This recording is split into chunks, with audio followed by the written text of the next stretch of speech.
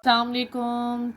आज मेरे साथ आपका 6 या 7 लेक्चर है। तो इसमें हम जो है डिस्कस करेंगे फार्माकोकाइनेटिक के पैरामीटर्स। इससे पहले मैंने आपको फार्माकोकाइनेटिक्स के बारे में बताया। मैं एक बार फिर से रिवाइज करते चलूँ। ये टॉपिक हम 3 से 4 दिन से पढ़ रहे हैं। फार्माकोकाइनेटिक को हम बोलते हैं what does body do to the drugs. ठीक है, कि हमारी बॉडी ड्रग के साथ कैसा रिएक्शन दे रही है। ठीक है, इसमें हमारे पास जो चंद पैरामीटर्स इसमें हमने पढ़ा था, एब्जॉर्प्शन।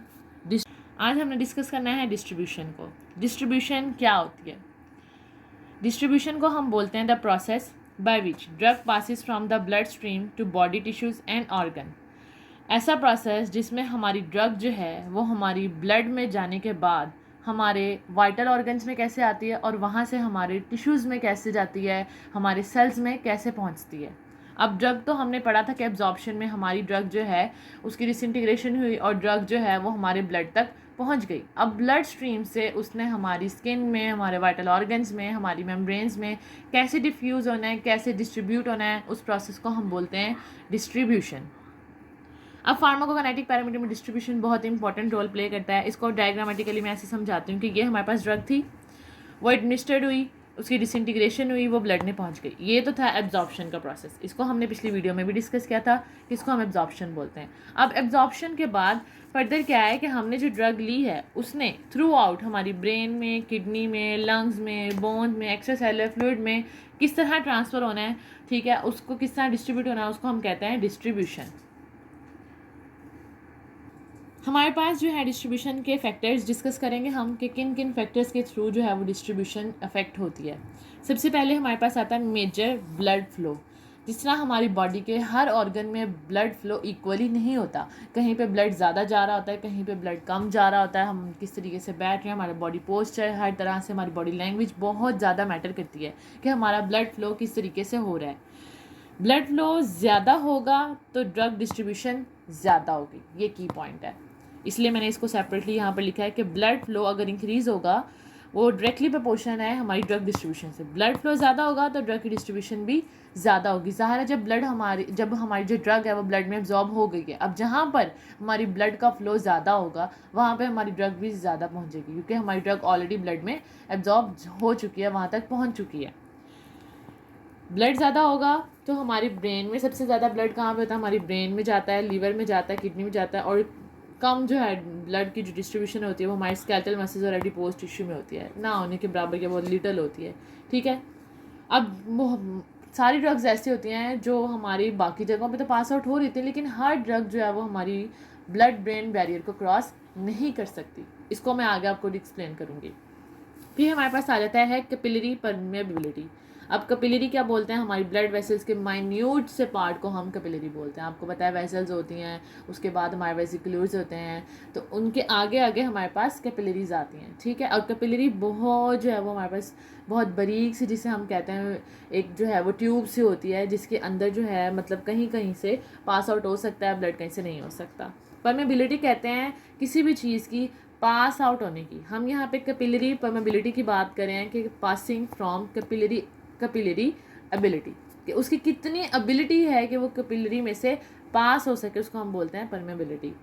अब हमारे पास इसका रिलेशन इस तरीके के कि जिस तरह ड्रग डिस्ट्रीब्यूशन ज़्यादा होगी, अगर तो कैपिलरी परमेबिलिटी ज़्यादा होगी कि ड्रग की डिस्ट्रीब्यूशन ज़्यादा होगी तो वो कैपिलरी में से अगर जितना ज़्यादा वो पास आउट होगी कैपिलरी में से उतनी ज़्यादा ही ड्रग की डिस्ट्रीब्यूशन होगी। ठीक है, ये डिपेंड करता है कि कैपिलरी के अंदर से उसकी पासिंग एबिलिटी कितनी ज़्यादा है। ठीक है, फर्दर हमारे पास आ जाता है कि और किस किस मतलब मैंने आपको एक्सप्लेन करने के लिए 2 पॉइंट और मेंशन किए हैं कि कैपिलरी का स्ट्रक्चर और दूसरा chemical nature of drug. Capillary का स्ट्रक्चर ही टाइट जंक्शन होगा, ठीक है, तो वहाँ से ड्रग की डिस्ट्रीब्यूशन बहुत स्लो होगी। क्यों? क्योंकि जंक्शन टाइट होने की वजह से ड्रग वहाँ से इजीली पास नहीं होगी, तो ड्रग की डिस्ट्रीब्यूशन भी कम होगी। लूज जंक्शन होगा तो हमारी जो ड्रग है वो इजीली जो है वो पास आउट हो जाएगी, तो उसकी डिस्ट्रीब्यूशन भी आगे ज़्यादा होगी। केमिकल नेचर ऑफ ड्रग में हमारे पास आता है lipophilicity of drug, hydrophilicity of drug. अगर तो ड्रग लिपोफिलिक है तो वो इजीली मेम्ब्रेन से पास आउट हो जाएगी, ठीक है, इजीली कैपिलरी से पास आउट हो जाएगी। ठीक है, लेकिन अगर तो हाइपोफिलिक है तो उसका वहाँ से पास आउट होना मुश्किल है। इसको मैं आगे फर्दर भी एक्सप्लेन करूँगी, मैंने डिटेल में आपको समझाने के लिए डायग्रामेटिकली भी बनाया है, तो मैं आपको बताती हूँ। अब ये जो है डायग्रामेटिकली एक्सप्लेनेशन है, इसमें मैंने ये दिखाया है 2 सेल, ये है लीवर का सेल और ये है हमारे ब्रेन का सेल। अब ये हमारे लीवर का सेल है, इसमें आप देख रहे हैं कि ये जो जंक्शन है ये है लूज जंक्शन, देख रहे हैं, दिस इज़ लूज जंक्शन, ठीक है। तो यहाँ से क्या है, हमारी जो ड्रग है वो इजीली जो है वो पास आउट होगी, लेकिन ये हमारे पास आ जाता है हमारी, इसको जो है ये, इसको हम बोलते हैं बेसमेंट बोलते हैं सेल की, ठीक है। ये मैंने आपके लिए इसलिए लिखा था कि आपको, क्योंकि ये एक्सप्लेनेशन जो है वो हमारे जो स्टूडेंट्स जिनकी एनाटॉमी अच्छी होती है वो ज़्यादा बेहतर से जान सकते हैं, वरना अगर आपको ऐसे एनाटॉमी का स्ट्रक्चर या कोई चीज़ समझना चाहते हो तो आप मुझे लास्ट में कमेंट में बता सकते हैं। ये हमारे पास सेल है, ये है ब्रेन का सेल। अब इसके जो आप जंक्शन देख रहे हैं ये हमारे पास टाइट जंक्शन है, यहाँ से जो ड्रग है वो इतनी इजीली पास आउट नहीं होती। तो बहुत सारी ड्रग्स ऐसी होती हैं जो हमारे ब्लड ब्रेन बैरियर को क्रॉस नहीं कर सकती, ना हमारे CNS को क्रॉस कर सकती है ना ब्रेन को, ये तीनों एक ही चीज़ें हैं, ठीक है। ब्लड ब्रेन बैरियर बोलते हैं कि जो हमारी ब्रेन है उसके अंदर जो मेम्ब्रेन्स होती हैं, ठीक है, वो एक बैरियर का काम करते हैं, क्योंकि उनके जंक्शंस जो होते हैं वो टाइट होते हैं, वहाँ से जो है वो ईजिली जो है हमारी जो ड्रग है वो पास आउट नहीं होती, ठीक है, तो वो ब्रेन तक नहीं पहुँच सकती। फर्दर हम बात करेंगे प्लाज्मा प्रोटीन बाइंडिंग की। अब प्लाज्मा प्रोटीन बाइंडिंग क्या है, अगर तो हमारे पास जो ड्रग है वो फ्री फॉर्म में तो वो अपना एक्शन बॉडी में देगी हर जगह पे, लेकिन अगर हमारी ड्रग बाउंड फॉर्म में होती है, वो प्रोटीन के साथ बाइंड कर जाती है, तो वो अपना एक्शन परफॉर्म नहीं कर सकती। तो जो ड्रग हमारी बॉडी में फ्री फॉर्म में मौजूद है, जब वो अपना एक्शन परफॉर्म करके बॉडी से एलिमिनेट हो जाती है, तो जो ड्रग हमारी बाइंड फॉर्म में मौजूद होती है वो आहिस्ता आहिस्ता वहाँ से फिर फ्री होना स्टार्ट हो जाती है, ठीक है, और वो फ्री होने के बाद फिर अपना एक्शन परफॉर्म करती है। अब ऐसा है कि ये हमारे पास है ड्रग, ये क्या किया, प्लाज्मा प्रोटीन से बाइंड कर दिया। प्लाज्मा प्रोटीन से बाइंड होने की वजह से इसके जो मॉलिक्यूल्स हैं वो अब मैक्रो हो गए हैं, उसके मॉलिक्यूल्स लार्ज इन साइज़ हो गए हैं, अब वो ब्लड वेसल में बड़े साइज़ में है, वो इस वजह से जो है वो फर्दर आगे पास आउट नहीं हो सकते, डिस्ट्रीब्यूट नहीं हो सकते और अपना एक्शन परफॉर्म नहीं कर सकते ड्यू टू बाउंडिंग। अब ऐसा है कि मैंने आपको लिए लिखा हुआ था यहाँ पे की में, ताकि आप लोग अच्छे से समझ सकें। When drug present in body in When drug present in body is and finished or used, then this drug will be unbound and free and perform its action. ये मैंने आपके लिए की में इसलिए लिखा है कि इन केस जिन स्टूडेंट्स ने जो है वो सुनने के साथ साथ नहीं लिखा या नहीं लिख सके, वो यहाँ से जो है उसको मेंशन कर लें, नोट कर लें, ठीक है। देन हमारे पास आता है कि कौन कौन सी ड्रग्स होती है। एसी ड्रग्स होती है, बेसिक ड्रग। एसी ड्रग में मैंने लिखा है कि वो जो एल्ब्यूमिन के साथ बाइंड करते हैं, albumin is also a protein, वो एल्ब्यूमिन के साथ बाइंडिंग शो करती हैं। जो बेसिक ड्रग है वो अल्फा ग्लाइकोप्रोटीन के साथ अपनी बाइंडिंग शो करती हैं। और बाइंडिंग क्या ये मतलब नहीं है कि अगर वो बाइंड हो जाएंगी बिल्कुल अपने एक्शन परफॉर्म नहीं करेंगी, बाइंड वो हो जाएंगी उसके बाद जो है डिस्ट्रीब्यूट होंगी, लेकिन वो अपना एक्शन परफॉर्म तब करेंगी जब पहले से मौजूद ड्रग जो है हमारी बॉडी में जो फ्री फॉर्म में है वो यूज़ हो जाएगी। देन हमारे पास आ जाता है एग्जाम्पल में जो हमारे पास जिनकी वो ड्रग्स जिनकी हाईली जो है वो प्रोटीन प्लाज्मा बाइंडिंग है, उसमें वारफरीन है, वारफरीन की बहुत ज़्यादा प्लाज्मा प्रोटीन बाइंडिंग है, फेनेटोइन है, टॉलब्यूटामाइड है, डायजेपाम है। फिर हमारे पास आ जाता है जी लिपोफिलिसिटी। अब जो लिपोफिलिसिटी है उसमें ऐसा है कि अगर तो लिपिड सॉल्युबल ड्रग होगी तो वो इजीली ड्रग जो है वो डिस्ट्रीब्यूट हो, क्योंकि हमारी जो मेम्ब्रेन्स होती हैं, जो हमारी मेम्ब्रेन है, आपको पता है हम जो हमारी मेम्ब्रेन है वो फॉस्फोलिपिड की बनी हुई है, ठीक है, यानी कि लिपिड लविंग है, इसको हम बोलते हैं लिपोसिलिको लिपिड लविंग। हमारी जो ड्रग है वो लिपिड लविंग होने की वजह से जो है वो इजीली जो है हमारी मेम्ब्रेन से पास आउट हो जाएगी और वो इजीली जो है वो डिस्ट्रीब्यूट हो जाएगी। तो लिपिड सॉल्युबल ड्रग डिस्ट्रीब्यूशन ज़्यादा। अब ये हमारे पास सेल है, ठीक है, जो हमारी ड्रग्स चार्ज ड्रग होंगी यानी आयन फॉर्म्स में प्रेजेंट होंगी, ठीक है, ये जो ड्रग्स हमारी इनसॉल्युबल होंगी या लिपिड इनसॉल्युबल होंगी, वो ड्रग्स जो हैं वो ब्रेन को क्रॉस नहीं कर सकती, ठीक है, उनकी ब्रेन को परमेबिलिटी जो है, उनकी ब्रेन परमेबिलिटी बहुत कम है, वो ब्रेन को जो है वो क्रॉस नहीं कर सकती। Only lipid soluble drugs can easily pass out to brains. Then हमारे पास आ जाता है रीडिस्ट्रीब्यूशन। ड्रग की रीडिस्ट्रीब्यूशन कैसे होती है, ठीक है। अब ऐसा है कि जब हमने ड्रग ली, ठीक है, वो हमारे वाइटल ऑर्गन्स तक तो पहुंच गई, ब्रेन, हार्ट, किडनी, उनकी परफ्यूजिंग एबिलिटी ज़्यादा थी ड्रग की, क्योंकि उनके अंदर लिपिड मेम्ब्रेन्स थी तो उनकी परफ्यूजिंग एबिलिटी ज़्यादा थी, ड्रग वहाँ पे परफ्यूज़ कर गई, ठीक है, वहाँ तक तो पहुँच गई।